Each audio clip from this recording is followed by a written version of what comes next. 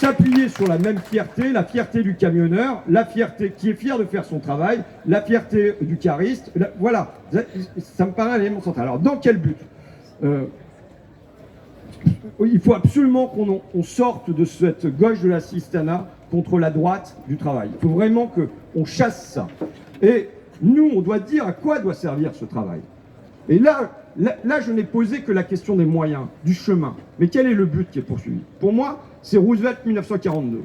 Il entre en guerre, il n'a pas de porte-avions, il n'a pas de bombardier, il n'a pas de bombes non plus. Qu'est-ce qu'il fait? Il met tout dans le pays, les capitaux, l'énergie, la main-d'œuvre, le savoir-faire, au service d'une chose, l'économie de guerre. Nous devrions avoir un seul objectif en tête, c'est que le travail, la main-d'œuvre, le savoir-faire, l'énergie, les capitaux soient mis au service d'une seule chose, c'est l'économie de guerre climatique. Et je pense que par ailleurs, et que ça passe par le travail. Alors, j'ai eu une discussion avec Sandrine Rousseau, ça passe possiblement par moins de travail. Je veux dire, moi je suis partisan dans la durée de renouer avec le mouvement historique du mouvement ouvrier qui est la diminution du temps de travail. Parce que c'est un mot que tu n'avais pas encore prononcé et je savais pour qu'ils t'applaudissent vraiment, il fallait que tu dises un moment réduction du temps de travail. Oui, mais j'ai pas de problème avec ça. Mais maintenant, je veux que les gens qui pensent réduction du temps de travail soient conscients qu'au fond, dans l'histoire, dans cette histoire de la conquête du repos, c'est comme une pièce à deux faces. C'est l'autre face du travail.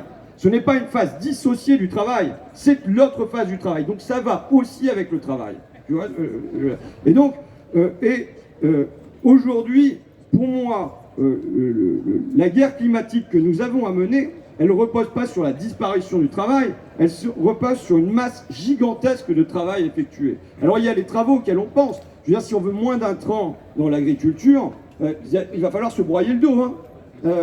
Bon, si jamais on veut qu'on consomme moins d'énergie pour se chauffer, c'est la rénovation thermique des bâtiments, c'est comment tu fais pour avoir une filière où c'est pas vécu par les mômes comme étant une voie de garage dans laquelle on les envoie, et où ils savent qu'à 50 ans, ils auront le dos broyé s'ils y restent, et qu'il n'y a pas de deuxième carrière qui leur est proposée derrière. Et qu'en plus, ils vont être à 1 500 € max. Donc c'est... Voilà. Je fais un aparté, mais je pense que j'ai le temps. Vous voyez là, on est en train de parler de pénurie de main-d'œuvre dans plein de secteurs. Je lisais ce matin dans Le Parisien, parce que je lis Le Parisien, journal de Bernard Arnault. Mais je lisais que les crèches, à Paris, il y a plein de crèches qui ne vont pas ouvrir parce qu'il n'y a pas d'auxiliaire de puériculture. Rentrée scolaire sans elle, rentrée scolaire sans enseignants, rentrée scolaire sans les autocaristes, ça concerne aussi nos campagnes, qui vont pas pouvoir ramasser les mômes, ou alors on va leur relonger leur travail, ou alors on va faire appel à des retraités. Mais les mecs, j'ai déjà fait des trucs sur Transdev dans mon coin qui gèrent ça, ils sont payés 700 € avec des bouts de journée le matin, des bouts de journée le soir, exactement de la même manière que les femmes de mon film sont payées des bouts de journée le matin et des bouts de journée le soir. Donc ça veut dire que face à ces pénuries de main-d'œuvre en série, on pourrait en citer d'autres, à l'hôpital, chez les auxiliaires de vie, ainsi de suite, il y a deux réponses. Il va y avoir la réponse Macron qui est dans une certaine tradition, qui va être de dégrader encore le travail, de le mépriser encore davantage, en lui